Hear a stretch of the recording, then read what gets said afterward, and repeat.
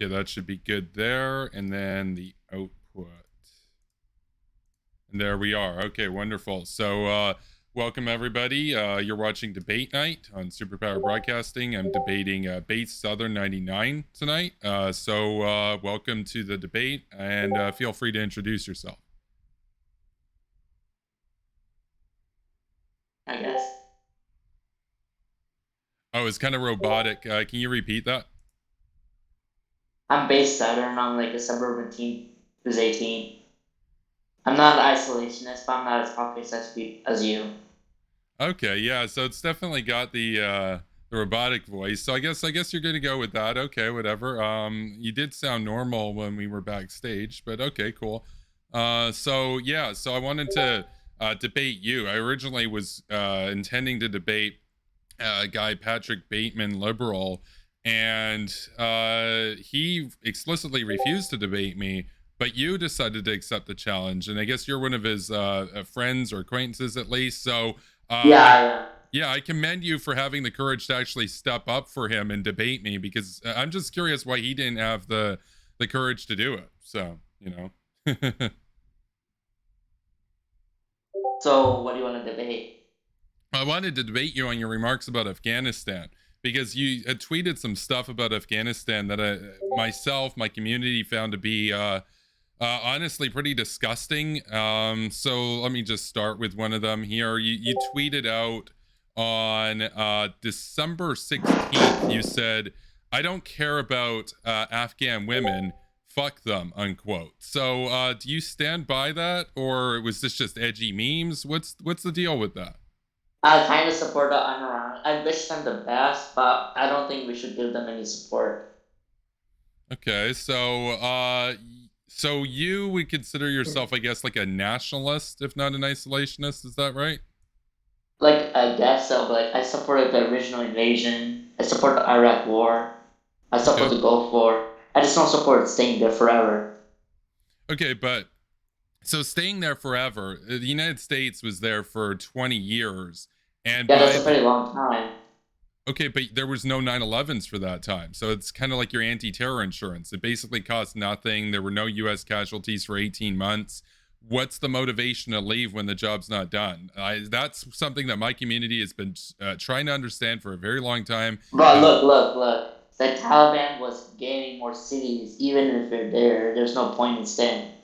well, but that's because the U.S. drew down troops to 2,500 under Trump. Like under Obama, when there were over 100,000 there, that wasn't happening. They were Yeah, actually sure. Like us staying there will stop Kabul from falling, but you can't stay there forever. We have to let Kabul fall eventually. well, we're not talking about staying there forever. We're talking about staying there long enough for the government to basically be at a point where they can defend themselves. Obviously, Biden, when he withdrew, he knew that there was 100% chance within 6 months that Kabul was going to fall. So if you know that, why would you basically? Yeah, but if you look at the Afghan government, they're clearly incompetent. It would take much more than just staying there to fix them up. But that's not really true though, because in 2001 they were an absolute mess, corrupt and everything, and by 2020 they They're still actually an had absolute mess and corrupt. well, okay, there was some corruption, sure, but they were a lot better than they were before. And you could reason to say that another 5 years they would have been in a much better place.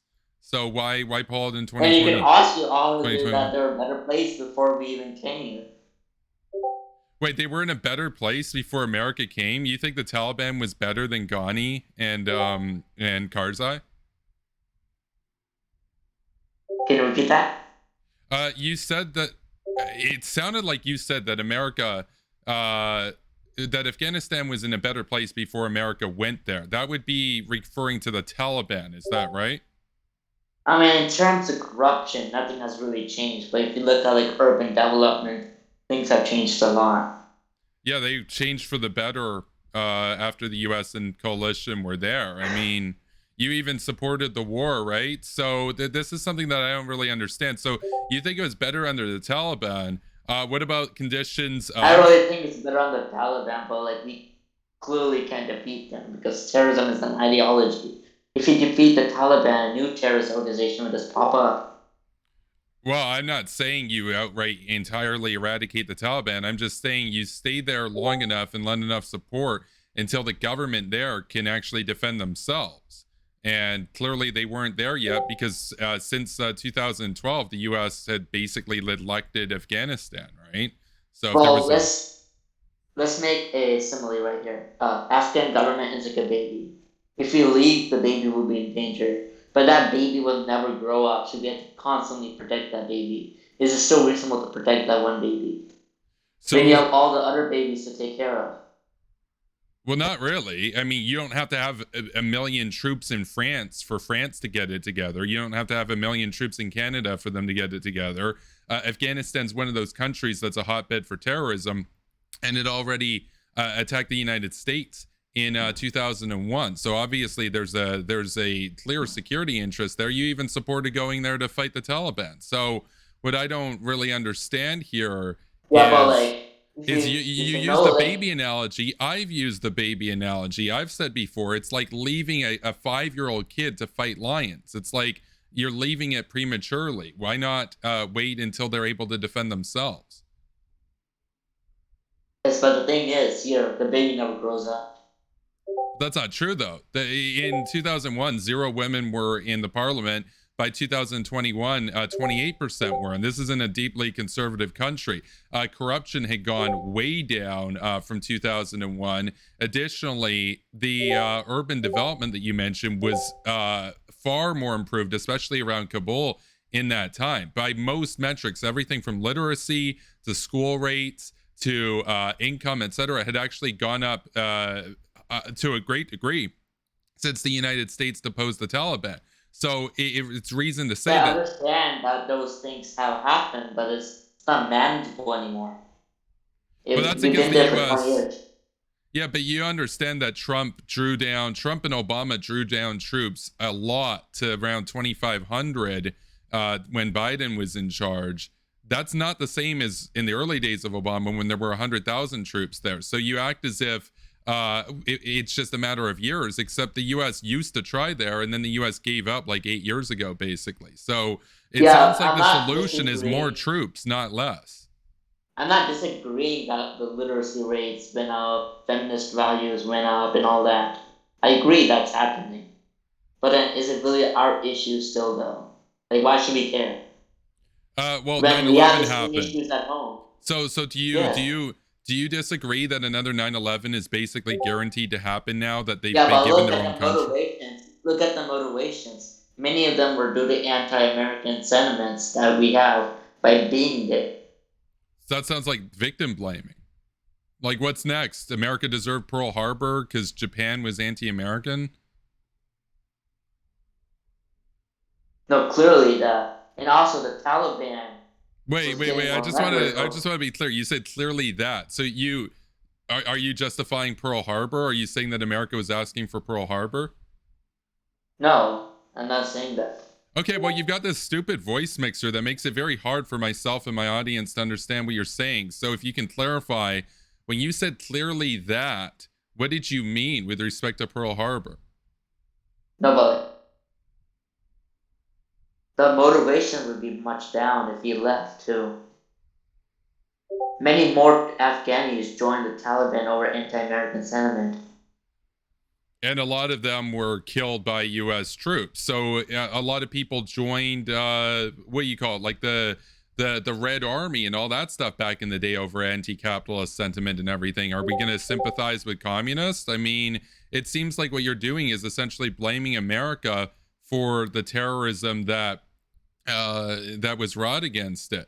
I mean, I just what I don't understand is how when I asked earlier if you consider yourself a nationalist and you said like sort of or whatever, it sounds like you kind of hate your own country. You kind of think your own country deserves what these terrorists have coming to it.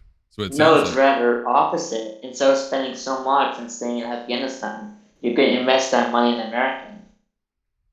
by putting it into security interests so that you avoid terror attacks, like $14 billion a year in 2021 that the U.S. spent in Afghanistan.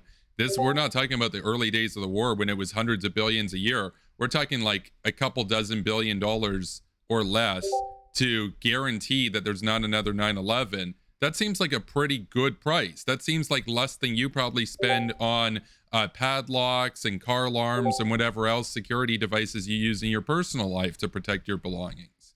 So That's not necessarily why shouldn't a true. country spend money to protect its people? That's not necessarily true. The Department of Defense spends much more money than that. Not in Afghanistan. In 2021, they spent $14 billion. You're right, they Yeah, spent not sure more. not directly into Afghanistan, but activities surrounding national security.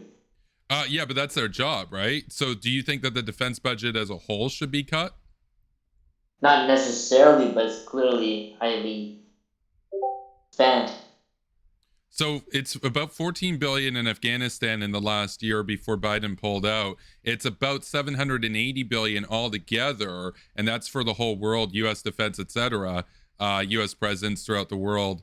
The amount that's spent actually around and in Afghanistan before the pullout was essentially of that. We're talking about 2% of the defense budget. So why do you care so much? Why are you out here on Twitter talking about how much you don't seem to care about it when it seems like you care about it so much that you came here tonight to debate me about it? Yeah, because I care about leaving it. Why? Afghanistan will be shit then, it'll be shit tomorrow. Okay, It but doesn't nobody's seem to gonna change. make you fight. You don't have to go over there and fight. So why do you care so much if America's there or not? I'm gonna list, so yeah, it's gonna matter to me. My friends are listed. I'm a taxpayer. So clearly I'm invested in it. Okay, so when the We next spent 20 9/11, years when the in it. next 9/11 happens and it comes from Al Qaeda and they were assisted by the Taliban again, are you going to regret the pullout, or are you going to say that that's just the cost of not investing in having a presence there? I don't think another 9/11 will happen because we did pull out. So you don't think that that the Haqqani Network and Al Qaeda are going to conduct any sort of anti-American activities going forward? Do you think that they're just going to let it Their go? motivation is gone now. We left. Their main anti-American sentiments come from our presence there. But that's not really true, though, because when America was attacked during 9/11, America wasn't in Afghanistan. America was attacked specifically because of its capitalism, its democracy, its opposition to Islamism, and its presence in Saudi Arabia. So the U.S. still works with Saudi Arabia. So Al Qaeda's original statement for why they did 9/11 was because they're at war with Saudi Arabia and they wanted the U.S. out of the Arabian Peninsula. So Osama's main reasoning for is America's very big influence in Middle Eastern affairs, starting what? from the 60s. So Bin Laden. so you understand, right, that if the United States pulls out of Afghanistan as they've done, that Al Qaeda still has an interest in attacking the United States, right? Can you repeat that in fully here then? Yeah, yeah. So you understand that just because America's left Afghanistan, that doesn't mean that Al Qaeda is done with the United States. They still hate America. You understand that, right? Yes, but it makes them hate America less. But they're And I'm not saying but not when that they way. attacked America in 2001, America wasn't in Afghanistan, and they attacked America anyway.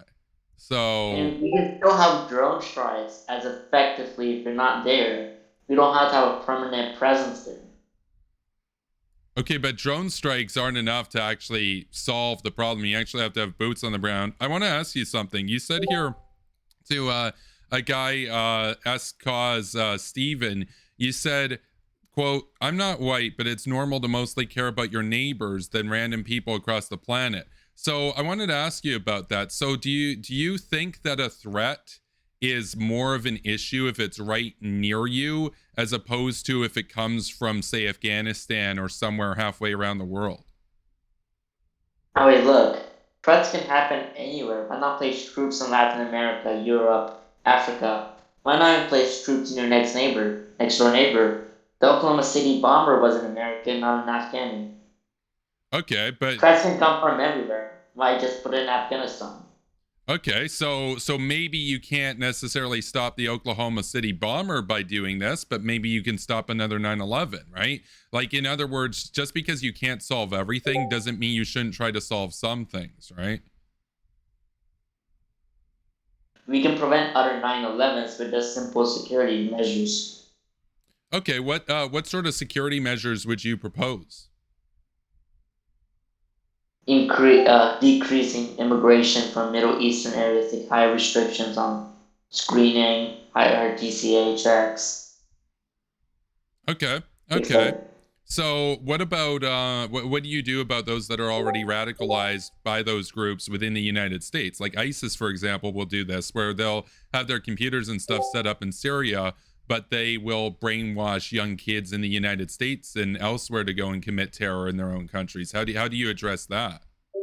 The CIA is already blocking many networks from Syrian websites to prevent the propaganda from spreading. Okay, but some of the people that have done recent attacks in Europe, for example, they were actually motivated by ISIS and communicated with ISIS in Syria, and this has happened to a few people. There was a guy who shot up a U.S. military base a while back. He was brainwashed by terrorists halfway around the world. So immigration restrictions won't stop. They won't stop that from happening. I mean, the CIA can try, but the CIA isn't some magic bullet. Oftentimes they miss shit, right? So But all of these things are from the internet, which you can easily track and block. okay, then why didn't that happen? You know, it seems like some people fall through the cracks. Why not go to the source and actually take the terrorists out where they emanate from, instead of just kind of playing whack-a-mole and dealing with each mess as it arises in your But country? look, Why not terrorists go is to a the source? cycle. If you kill the terrorist, his children will become the terrorists. It's a cycle, endless cycle. Terrorism is an ideology. You can't like defeat it. So that just sounds like defeatism to me. I got another question for you then. So you say here, World War II affected us. A random mass genocide doesn't affect me. So yeah, it sounds like what you're saying is you supported the United States going to war against Hitler and Japan, but Yes, that's as clear. you're against the United States doing anything to fight modern day Hitlers. Is that right? I mean, it depends on the scenario. Okay. Let's see. What about the scenario of the Bosnian genocide when Serbia basically committed genocide? Do you think the U.S. should have been involved in that? Because it's a very fragile region. Us going in there would probably worsen the situation. Well, we can actually answer that question. We can look at the region today and compare it to when the genocide was happening. Kosovo and Bosnia are free countries. It's stable. There's no more genocide right now. Russia's been decreased in their influence in the region. It seems like the region is better off today than it was during the era of conflict. Do you disagree with that? I disagree with that. I supported the intervention in Kosovo. Okay. Okay. So what genocide are you referring to here? What's a random mass genocide? So if you supported that I guess genocide, the Rwandan genocide. okay, Rwandan genocide. Okay, so you don't think that the U.S. should have intervened in Rwanda, but you think the U.S. should have intervened in Bosnia, because the funny thing about that is the going into Bosnia, going into Yugoslavia, that was actually more politically costly and dangerous because of Russia being associated with that than Rwanda. If the U.S. went into Rwanda, Russia wouldn't have given a shit. There's no chance of any sort of war with Russia. Yeah, but Bosnia was right next to our allies. We have like Western Europe right there. Okay. Okay. So Bosnia, Rwanda, and Africa in general are very fragile regions. An intervention can cause something much worse. much worse than 1 million people being killed in a span of a couple months? Yeah, it can trigger a war. It's a very Okay, but the fragile war's region. already happened. Have you watched what's happened in the DRC in the last 20, 25 years? Over 6 million people have died in those wars and everything in the region. So it seems like the United States or Western countries being there, Canada, etc., probably could have improved the situation, because we've seen what happened without it. Over 1 million people died just in that genocide. So you really think a few hundred troops or a few thousand troops putting them over there would have made the situation worse? That more people might have died? Yeah, it could raise tensions in neighboring countries and internal affairs. Okay, but tensions in Rich the for con. DRC were worsened anyway. So, Yeah, you could break out another civil war or another war, which could end up killing out more people. okay, but that happened in Congo, and the US didn't intervene. And a lot of the refugees that fled over there got caught up in the warlord situation and everything. So it seems like that region was already very unstable. But so the argument is go into Bosnia because it's close to allies, but Yes, don't go into Rwanda because it's not close to allies, basically. it's a much, much more fragile region More with multi. fragile than the Balkans. Okay, okay, okay. Interesting, interesting. I think you at the end of No, the don't get me day. wrong. The So Balkans is also fragile. so you don't actually care about any of the people on the ground there. I got to ask you something. Do you understand that you actually had a chance of being born in Rwanda or a chance of being born in Afghanistan? Like what would you say if you were happened to be born there? Wouldn't you want the developed world to actually have a presence there to help you develop and to avoid a massive genocide? This is the things about what ifs. What happens? I'm a Taliban member. Would I want the U.S. to come in? You I cannot didn't what ifs ask for if you were a anything. Taliban member. Why do you assume if you were born there you'd be a terrorist? Only about 60, 70,000 are Taliban. 40 million people aren't. Why do you assume if you were born there you'd join the Taliban? That's kind of sus. That's kind of sketchy. That's like if I asked you if you were born in Germany and you said, "Oh, well, what if I was a Nazi?" It's like, "Well, where's I that? mean, That's that's out of what you left did field." when you bring up what if. What? But if I was a Afghan man, I'll say I'll fight for my country rather than relying on a Western power. So you mean you would join the Afghan National Army and help fight the Taliban and Pakistani imperialism, right? Yes, Okay. Okay. Well, the United States actually helped the Afghan National Army. They were fighting alongside and each other. yes, I know that. But you don't think that the United States should continue to support the Afghan National Army? I don't think necessary support, but I say like we can give funds to them. I don't think on ground support is needed anymore. We've been there 20 years. Okay, but you saw what happened. Clearly, their morale dropped tremendously when the United States left and the Taliban overran numerous cities and eventually took Kabul. So you're actually empirically incorrect about that. The United States support was still needed for the Afghan National Yes, Army. it was needed because the Afghan army was incompetent, but I'm not saying if you need it, if it's needed, that's not the argument. I don't think it's the U.S. job. How were they incompetent though? Because they were fighting the Taliban until the US gave up. And then what's the point at that point? They were outnumbered. Their strategy is incompetent. Their generals are corrupt and incompetent. Okay, how was their strategy incompetent? It was dumb. Okay, but It like what clearly didn't specific work. aspects of their strategy against the Taliban would you characterize as incompetent? I'm not an expert in this strategy, but they outnumbered the Taliban and still large by a good chunk. They Well, outnumbered okay, the in Taliban. total numbers, yes, not all of them were like actively fighting though. As far as the active fighting went, it was somewhat even, and in particular areas they were outnumbered, especially after the United States pulled out. It seems like you're talking a lot of steam that you don't actually have citations for, because it's easy to just kind of dismiss their strategy, yet they were able to keep the Taliban at bay for a very long time until the United States pulled out, and then at that point their morale was gone because they had the rug pulled out from under them basically. So but you blame them for not fighting once the United States had given up. You blame them for not fighting even though it was America that gave up first. I mean, why should we fight for them? Well, because it's fighting for your Okay, own if we gave country. up. Because it's your anti-terror insurance. If you kill them over there, you stop them from killing you over here basically.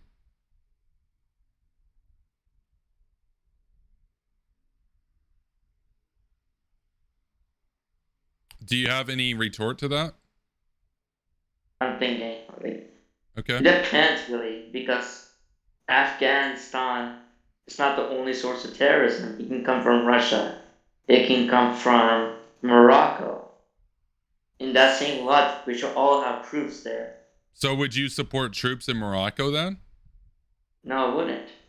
So Because because it's you can't not solve every pragmatic. so because you can't solve every problem, your solution is to do nothing about any problem. Because that sounds like really No, weak it's logic. not pragmatic. It's not pragmatic. You can't stay in the country forever. Nobody's advocating for staying there forever. If you send in a proper number of troops and actually did a lot to push back the Taliban and invested more into securing the government there, getting them to a point that they could defend themselves, you could realistically leave there within 10 years and never have to worry about it again because the government can look after themselves. So nobody's saying forever. I mean, But this is the neocons and ideology of hawks are talking about a time window of like basically another 10 years, which by the way, if Obama hadn't withdrawn so many troops, we could have been there by now if he hadn't decreased the surge levels in 2010, 2011.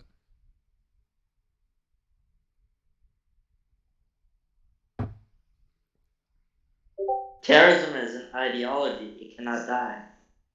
Well, no, it's an You know, ideology, yes, but so was Nazism. And look at what happened with them. They got defeated, and now they're just a meme. Are they still Nazis? Yes, but they're not as potent as they used to be. Likewise, yeah, there's you still can do the fascism same to though. the Taliban. You can do the same to There's the still Taliban and Al fascism. Qaeda.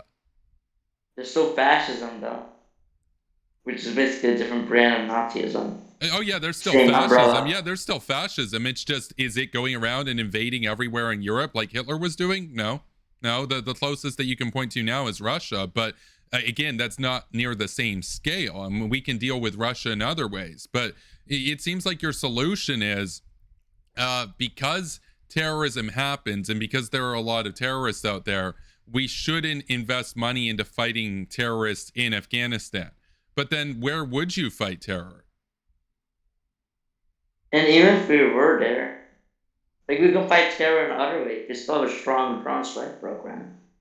It keeps our troops safe and effectively does the job. A strong witch program?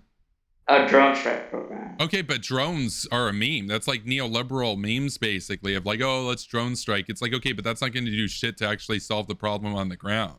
Like, that's like playing whack-a-mole. If you want a systemic solution, you actually have to have boots on the ground. You can augment that with a drone strike, but drone strikes, as you probably know, are not the most accurate things in the world, and sometimes you accidentally hit weddings and shit, right? Yeah, Obama hit a wedding. What? Obama hit a wedding. Yeah, well, I mean, it was accidental, but that's the problem with drones is that they're not really that accurate. They're more accurate than carpet bombing, but you know what's more accurate than that? Special forces, right? So, I Yeah, we mean, can still send in a special force when needed. okay, but like, let's say that happened, right? You're you're telling me basically that you would support that if Biden sent in special forces to fight the Taliban now. I'll support, unless it is a terrorist that's planning to attack the US. I'll support Biden sending a special force to take out that terrorist and come back. Okay, but so have you heard of the Haqqani Network before? I know, can you explain it? Yeah, so basically it's the group within the Taliban under this guy Haqqani that's kind of their conduit of communications with Al Qaeda. It's kind of what links Al Qaeda and the Taliban, and it goes back a long time. And a lot of Taliban guys and whatnot, and a lot of the former people in the government now have pledged allegiance to Haqqani. Basically, their goal is to destroy the United States. Their goal is to basically defeat America, to defeat what they see as any sort of anti-Islamic ideologies out there. And they're not going to stop until they have their caliphate, basically. So they're actually plotting against America right now. So when you say, well, if there were terrorists plotting against America, the Taliban and Al Qaeda, specifically with the Haqqani Network with Al Qaeda, are at the moment plotting against the United States. In fact, they've been plotting against the United States even before 9/11 happened. Al Qaeda was doing strikes against the United States and elsewhere. So what I don't understand is how you seem to think that they've just kind of forgotten about America now that America's left Afghanistan. Do you agree that they still hate America? They absolutely still hate America. So why not We're be not in like their buddy. corner? Why wait for them to come to your corner? That seems cringe. That doesn't seem based. But if somebody strikes you, would you strike back or strike them before they strike you? You strike them before they strike you if you have the opportunity to. Absolutely. The best defense is a No, good like you offense. didn't know. What? You didn't know. They strike. They have to strike for you to know that they were strike. Okay, Constantly well, being well, in well, a then you retaliate. But in this case, we know that they're going to be plotting something against the United States. So why not be there proactively and be there putting the pressure on in their corner as opposed to giving them a whole country to as a base of operations to conduct terror against you and your allies? That seems weak. yeah. But the thing is, they'll be planning 24/7. What? In that case, we can never leave. Well, no, you wait until the Afghan government is able to basically protect themselves. But I guess the point is, after the next 9/11 happens, we're all going to have to go back to Afghanistan anyway and start from scratch. So it seems like it's cheaper to just stay there and even maintain the status quo with like barely any troops and at least the Afghan government's still intact, than give them the country, wait for them to attack you again, and then have to go back anyway. Like, so you say, but then you'd have to be there forever. The United States is in Afghanistan, or the United States is in Japan and Germany still. Are you against the U.S. having bases in Japan and Germany? Because the U.S. has been there for like 80 No, years. no, because Germany and Japan don't actively attack us. There's no Okay, well, security risk to being there. the Afghan government wasn't attacking America. What if there were terrorists in Japan that wanted to attack America? Then would you say it's time to Yeah, withdraw the bases? early consideration, Blake. That's different. What? Because in No, Afghanistan, I it's an can't act. actually hear you clearly. Your stupid voice mixer is muffling your clarity. What did you say? No, I'm saying like it's a different scenario. In Afghanistan, there's an active terrorist groups that want to attack American bases. Okay, so they also want to attack American cities too. So you would say then, by that logic, that if there was a terrorist group that sprouted up in Japan that wanted to attack the United States, that you would support leaving Japan and say it's been too long, or are we supposed to be there forever? Or would you recognize that the US having bases in Japan has actually made Japan better over the last 80 years? I mean, I would support having more bases in Japan or Chinese aggression. So you'd support having more bases in Japan. Okay, well that's interesting. Why not have bases on the other side of China too? Why not have Bagram? Bagram would have been a great asset against China. Why? It seems like we just handed China a big key strategic region. I mean, I support more bases in the Southeastern Asian area, Southeast Asia area, because I see China as a bigger threat than Afghanistan is. Well, again, you need to differentiate between Afghanistan and the Taliban. The Taliban is basically a Pakistani-sponsored force that subjugates Afghan people. So if you had a base, if you had some bases in Afghanistan on China's border, basically, that's going to put pressure on China. China's actually working with the Taliban. So when you say that China's a bigger threat, okay, well, I would agree with you. I would agree with you. They have more nukes and everything. But why not have bases on their western flank and in the south? Why not surround them? Why not surround them if you want to get tough on China?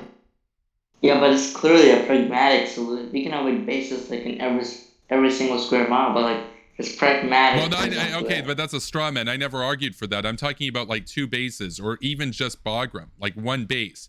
$14 billion a year or less for the entire country. It's barely anything out of the defense budget. So why would you give that area to China and the Taliban? There's other ways to counter Chinese diplomacy with the Taliban. So why not do both? They're more effective.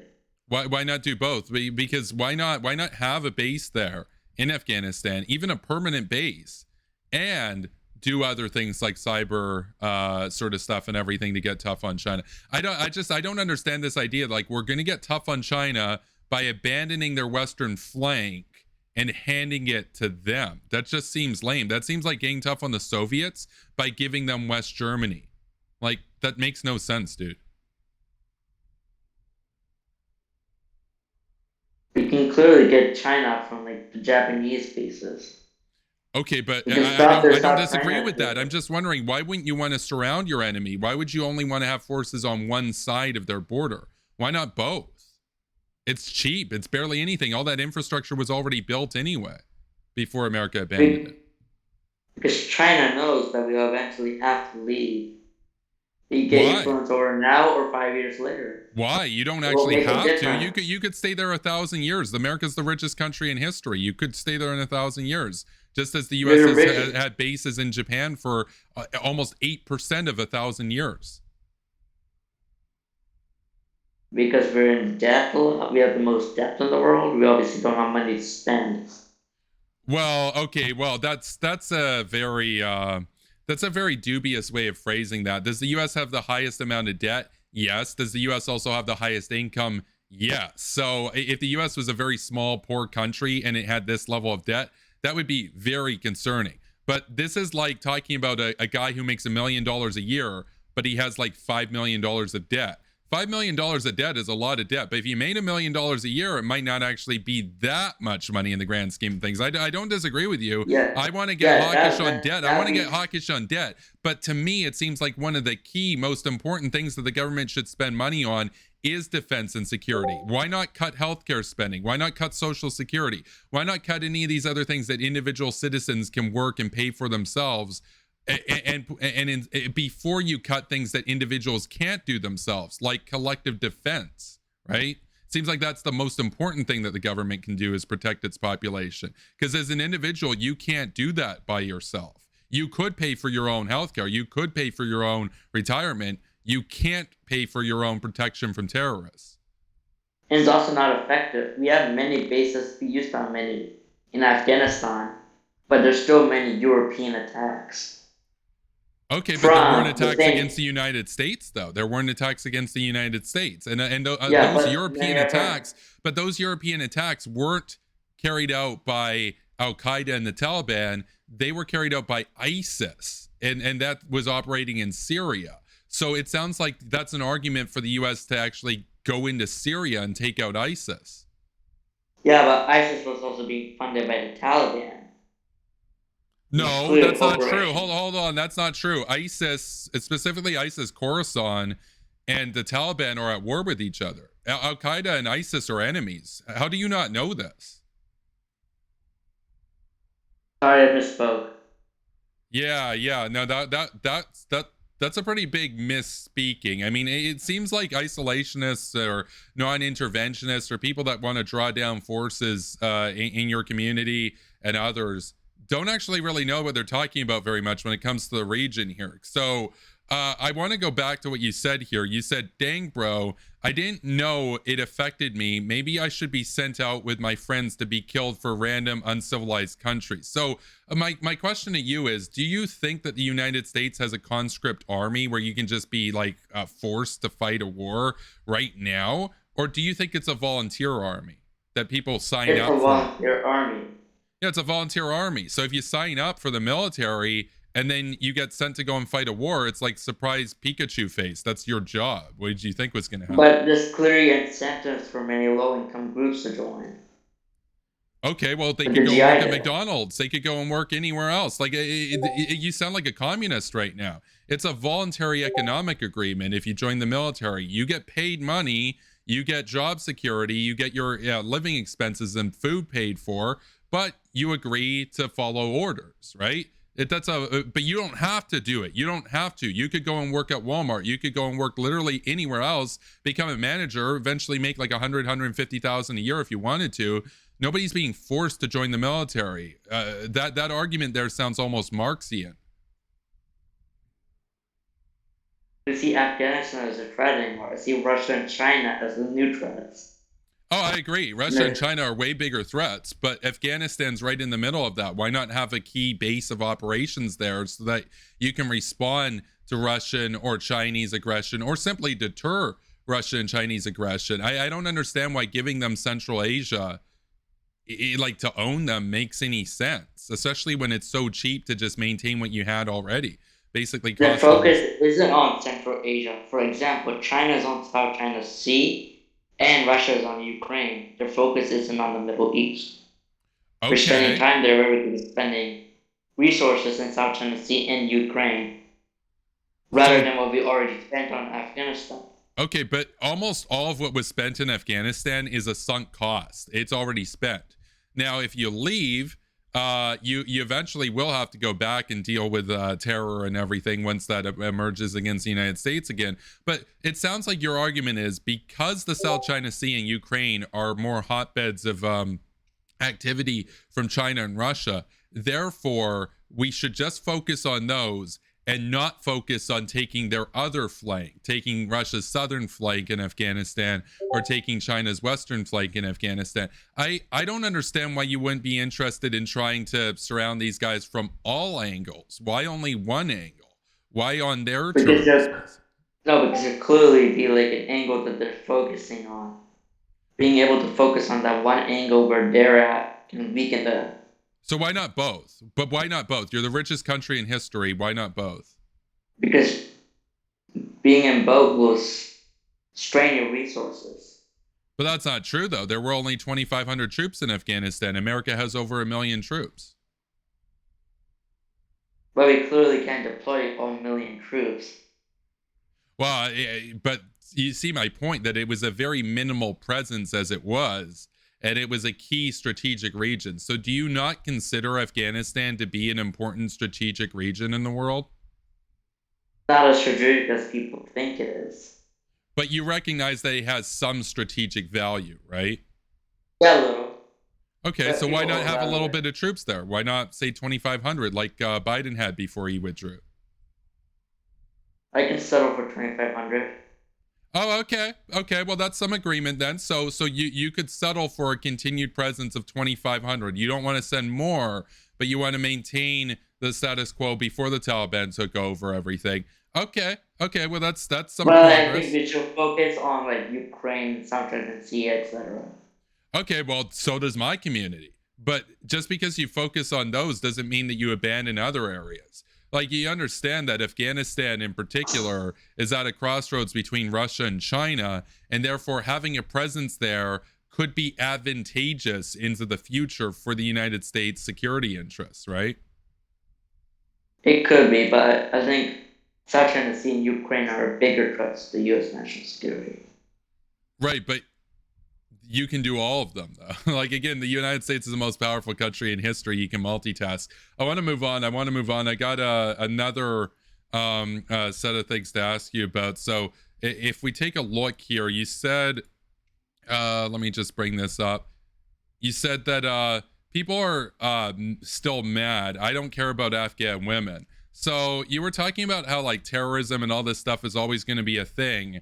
But Yeah, I'm more.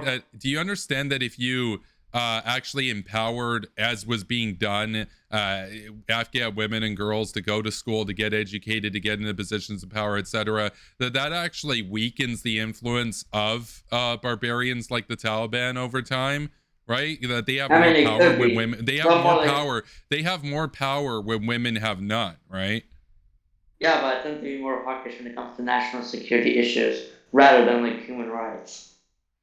Okay, well, National security affects I've it also more. argued that security has to come before human rights because you can't protect anybody if you're destroyed. But you understand that women being educated and empowered in Afghanistan actually undermines the Taliban, right? It basically exposes their backward and barbaric view and discredits it, right? And it makes it less appealing because the Yes, Taliban but is a security threat. that will continue to happen as long as Islam is the dominant religion. Oh, okay. Well, I'm an anti-theist. I'm against all religions. So are you, or what's the deal? I just think Islam is more barbaric and tend to feel more terroristic acts. Okay, I didn't hear all of that. It sounded like what you said was that Islam was more barbaric than other religions and more responsible for terrorism. Is that correct? Yeah, yeah, that's what I said. Okay. Okay. So So women being empowered in Afghanistan, even a conservative country like Afghanistan, did undermine the Islamists there. So even if you didn't care about the women, which you don't, but even if you didn't, you only care about American security, having them empowered and having them wealthier and more educated, it discredits the Taliban. It makes their lifestyle less appealing. It ultimately withers away at the roots of Islam and Islamism. How is this something that, even if you didn't care about the women, why wouldn't you support it? It barely cost America any money anyway over 20 years. Why wouldn't you support that? Because it still costs money, and that money can be spent towards women's education in America. Well, women can already get educated in America though. Like what? Do you want like free college or something? Like what's the point of that? Already more people have degrees than there are jobs for. No, but let's say we have $1 billion to spend on education in Afghanistan. That's $1 billion we could spend on education in America. We still need our domestic policy agenda. Well, you could do both, but what I don't understand is that women in America are already educated or have the opportunity to get educated.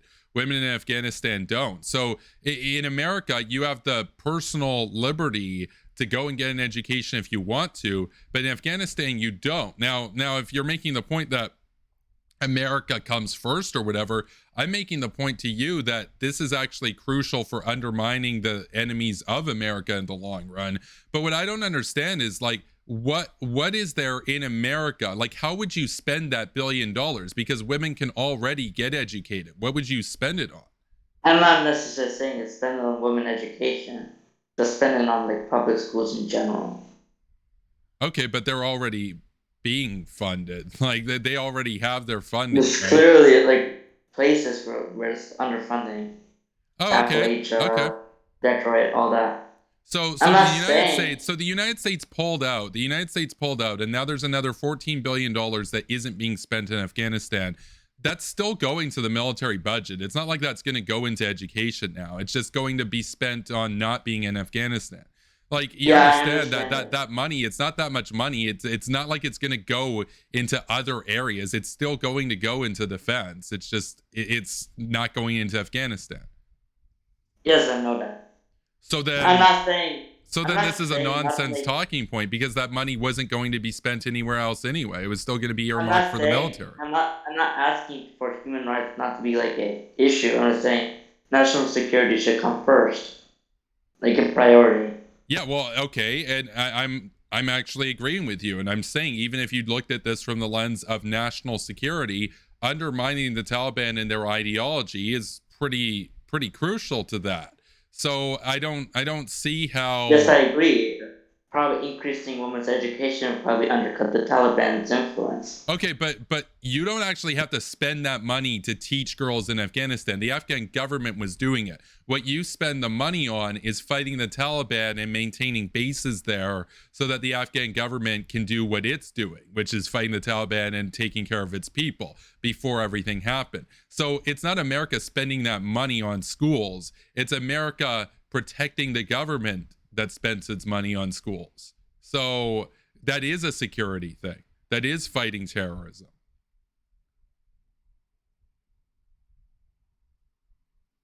What do you want to debate next? Okay, so that's a W for me. So I've only got a couple more things I wanted to ask you about. You said, I'm not an isolationist, but Afghan men can fight for their country back. If they aren't willing to fight, why should America? I guess my question here is they were fighting. They actually lost about 70,000 troops over 20 years fighting the Taliban, which is way more than any other country ever did. And then when America said, we're done, they didn't have the morale to continue fighting. It seems to me like they were totally down to fight. They were fighting, but it seems like America were the ones that gave up. It seems like white flag Joe Biden gave up. Doesn't seem like they really gave up until they had the rug pulled out from under them. They gave up for their own country. The morale shouldn't lose. The morale should focus on their country will be taken over by the Taliban. That Wait, should can be a you repeat morale that? enough Can to you fight. repeat that? That was really hard to hear what you were saying. Alright, I will. Their morale should be fighting Taliban. If their morale is lost, they probably lost their country. Well, their morale was lost because the United States gave up. And the The United morale States. should come. They should be more motivated at the fact that the Taliban will control their country if they stop fighting. So if you can you try to imagine yourself in the Afghan National Army? You're a soldier there. You've been fighting the Taliban for years. You've been working with Americans and Australians and other people. And now all of a sudden America goes, and that means that the Australians and everybody else are leaving. You might at that point realize that the fight's basically over now because the West gave up on you. So why wouldn't you just run for the hills at that point?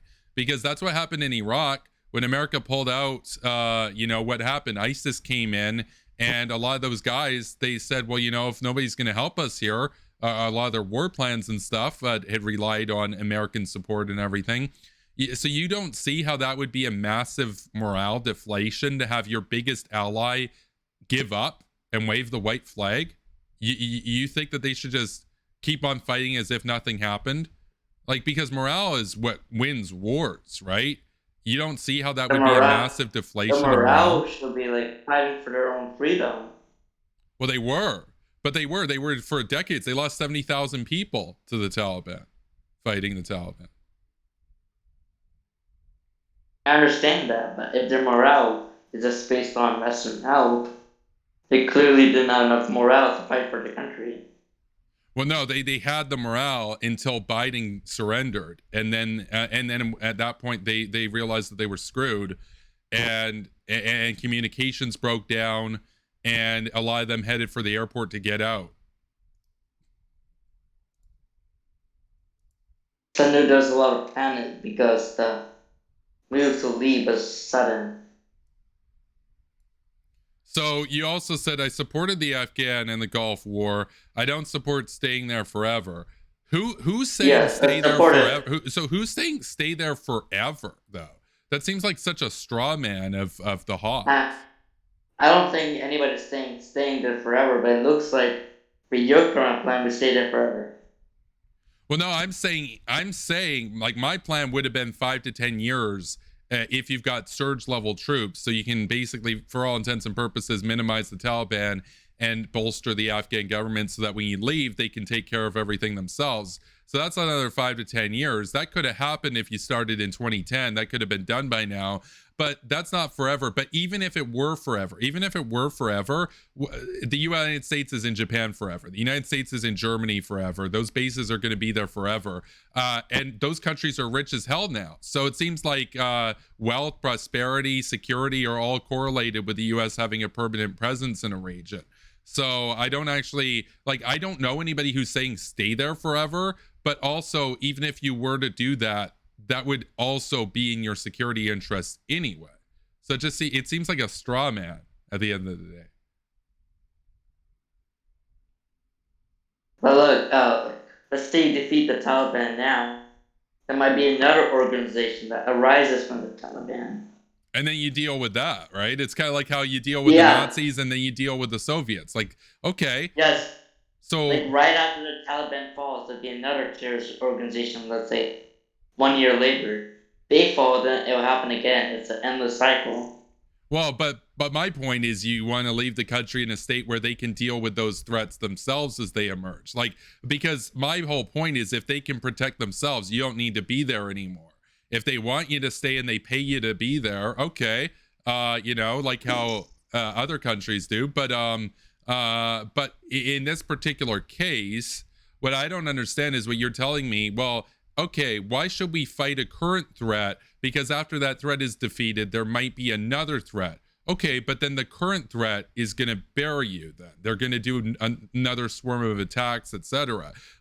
It's just your logic is. Why it's basically like saying why should we fight the Nazis, because after the Nazis then we're going to have the communists to deal with. And I'd be like, okay, well, after the Nazis are done, then you fight the communists. Why not just take things one step at a time and deal with threats as they pop up, as opposed to just giving up? Nazis was like a huge human right with the Holocaust and a huge national security threat.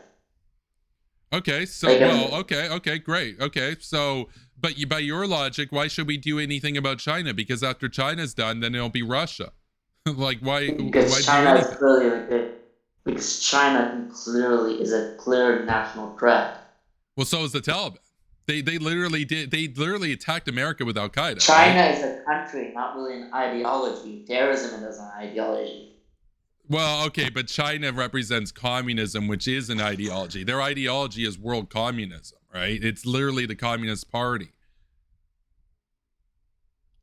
Well, yeah, but Wait, you don't consider communism like an ideological threat to America? I don't think their main motivation is spreading communism. Really? China's main motivation is getting more power, being more dominant. And they're a Rather than, communist country, so the consequence of that would mean that communist influence would spread. They want to make yeah, so that's Taiwan like their main communist. purpose. What? That's not their main goal. Well, I would disagree with that, but it actually doesn't matter if that's their main goal, because the consequence of them getting more power and influence in the world is that their ideology would also have more power and influence. Well, So that's true. That would be a consequence of that. that That's would why be a we should focus consequence on of it. defeating So China. why not just say we'll deal with them and we'll try to prevent that consequence from occurring? So you're talking about how China's not an ideology. Well, no, it is an ideology. It's literally a communist party. Whereas the Taliban is terrorism, but terrorism isn't an ideology itself. It's a means of political terror to accomplish ideology. So, for example, the IRA used terrorism, the Taliban uses terrorism, Gaddafi and Saddam used terrorism, and what's his name? Iran uses terrorism, but Iran uses terrorism for Shiite purposes. The Taliban uses it for Sunni purposes, Al Qaeda for Sunni purposes. So they have different ideologies.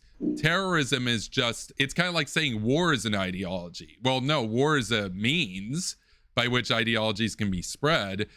China actually does represent an ideology. The Taliban does represent an ideology. Terrorism doesn't, though. Anybody can do terrorism, right? Regardless of their ideology. Like there are Marxist terrorists in India, for example, right? They're actually Yeah, the I most understand deadly that. terrorists in the world right now are the Naxals. Yes, I understand that. And to go back to the power vacuum thing, when we do leave Afghanistan, yes, there'll be a power vacuum, and chances are Russia or China will fill that up. But Well, that's that's what's guaranteed to happened happen. now. That's what's happened now. I'm saying you leave them once you're confident that the government can protect itself. So you stay there another 5, another 10 years, however long until the job is finished. You don't give up before the job is done. Yeah, but there's clear amount of years where you just say give up. What? Clearly, if like a mission is taking 70 years to do, it's not worth it. I'm That's not exaggerating a true. bit, but America's been in that Japan for like 80 years, basically, and it looks like it's working pretty its well. goal its goal shifted. Its goals is now to combat China, not to nation build Japan. Okay, but in the early days it was, and it actually took decades to nation build Japan. It took like 20 plus years to industrialize the country and everything again. And So, Japan was more willing to nation build. Afghanistan isn't. There's cultural divisions. well, that's not true. That's not really true though, because a lot of people in Afghanistan, when the United States left, they ran for the airport, and some of them jumped to their deaths because they were so terrified of what was happening. In fact, the vast majority of Afghanistan was against the Taliban. People there see them as a Pakistani imposer. They don't see them as as an Afghan Yes, I force. understand that. They see But them when as we're building, outsiders. when we're nation building Japan, there was an anti-American terrorist forces trying to stop us. In Afghanistan, there was. Okay. Yeah, no, okay, but that doesn't mean that you don't also try to fight them and nation build there, because for all the data, the nation building process was working. Afghanistan in 2020 was far wealthier, less corrupt, more educated, and more literate than it was after the Taliban was deposed in 2001. So everything was working. They just weren't at a level yet where they could defend themselves. And you're arguing that it was basically base for Biden to just give up because $14 billion a year is too And much in money. Japan, the government is more competent in Japan and less corrupt. Well, I The didn't say it government in wasn't. I'm just Afghanistan, saying you can do both, right? kind of hard to work with a corrupt and incompetent government. That's not really true. I wouldn't say that they were incompetent. Were they corrupt? Yes, but you don't nation build in countries that are perfect. You only nation build in countries that are imperfect, right? If they were perfect, you wouldn't have to nation build, right? So your idea is we can't nation build there because they're corrupt. Where could you nation build then? France, Canada? Why would you need to I'm not nation build? saying you can't nation build, but just like a very big stone that blocks you. It's much harder. Well, I didn't say And it would actually, be yeah, easy, but very few things in life that are worth it are easy, right? And this is a collective project of hundreds of thousands of people in various capacities working for this over 20 years. It's not like you have to go over there. Nobody's forcing you to go over there. So, I mean, we're coming up on a point now. It's been over an hour. I think that you're altogether confused. I think you need to drop a lot of your edge. It's very apparent that if your identity ever came out, that a lot of your statements would render you basically unemployable. And I hope that you ultimately grow up to not be such a cringe lord. But I'm going to say, basically at this point, so long, thank you for the content, and thank you for the memes. So I think we're done here. So and Patrick Bateman, the fact that you basically had to cope and get base Southern to come and defend yourself and come and debate me because he was too scared to, utter complete embarrassment. So again, thanks for the memes, thanks for the content, and I will be doing a post show with Spooky Nukies in about 5 minutes. Okay, we'll see you soon. We'll see you soon.